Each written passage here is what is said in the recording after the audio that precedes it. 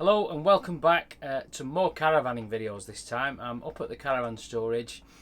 You may remember a couple of weeks ago I put a video on about a couple of things about the caravan. We've had it for a few months and what I liked and what I didn't like. Thanks for all the comments. There were some great ideas.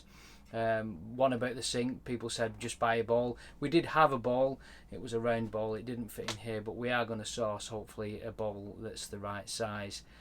Phil from Lost Weekends recommended in the wardrobe using children's hangers, which we can look at doing that, so that was a good shout.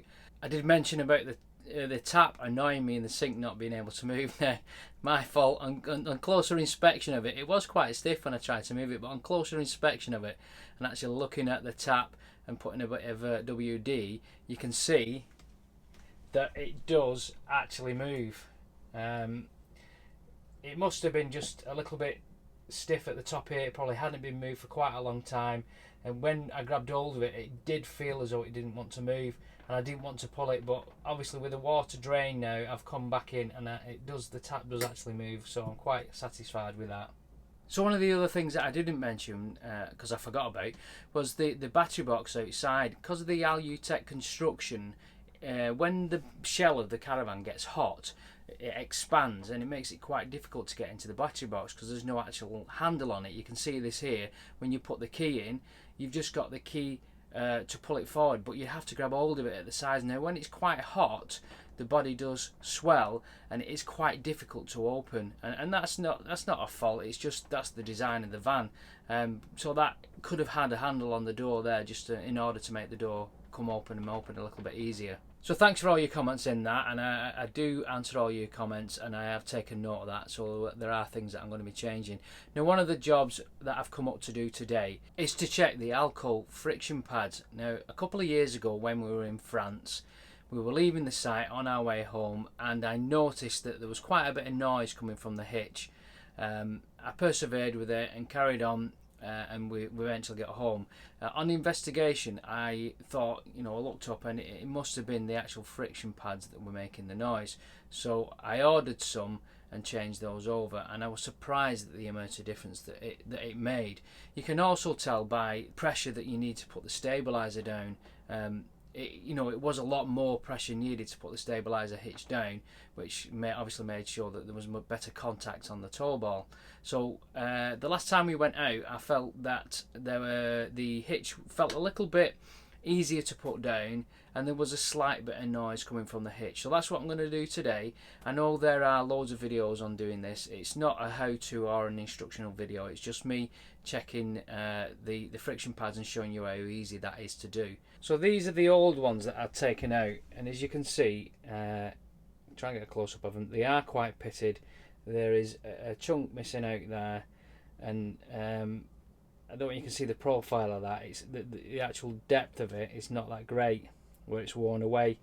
So they're the ones that I took out a couple of years ago and ordered new ones to put those in, and I could tell the difference straight away. It stopped making the noise and they were a lot better. You also get these shims that you can put in behind there, just fit behind there, just to push it further away or further onto the toe ball, which I might just look at putting some of those on when I check mine now. Now when I fitted the last set, so I took those out and fitted the last set, to show how easy this was at the time, I actually put the shims on. My mistake, I shouldn't have put them on, and we came to pick the caravan up to go on holiday, and I got the caravan out of its bay and I tried to put the stabilizer on and I couldn't put it on. It was so stiff, it just would not go on because I'd actually put the shims on, and it was too much, and it actually took me about 5 minutes just to change them over. So let's go and have a look at doing them and how easy it is. So all you need to do this job is a screwdriver and a hammer. So let's look at the toe hitch. Just place the screwdriver inside there and just give it a tap.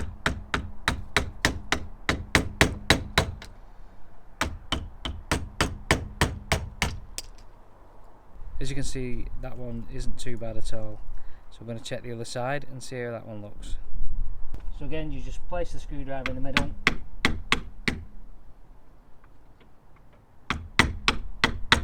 and tap it out, and it'll just drop out.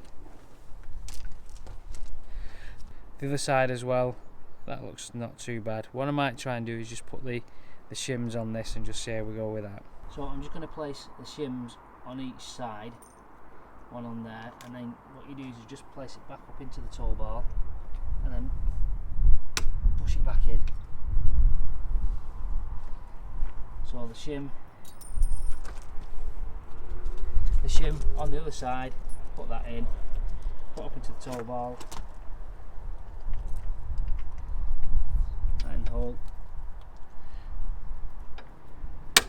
and push that back in. So they're back in now, and I've put those shims on. What I'm going to do is I'm actually going to get my tow ball and put that in and just see how that is. Now what I'm not going to do is back my car up to here. I've got a detachable tow bar, so I've just got the tow ball out that I could do with a bit of a polish, and I'm just going to offer that in and see how that goes and make sure we can put the stabiliser back on. So it's going to take a bit of force to push it in. That's locked in.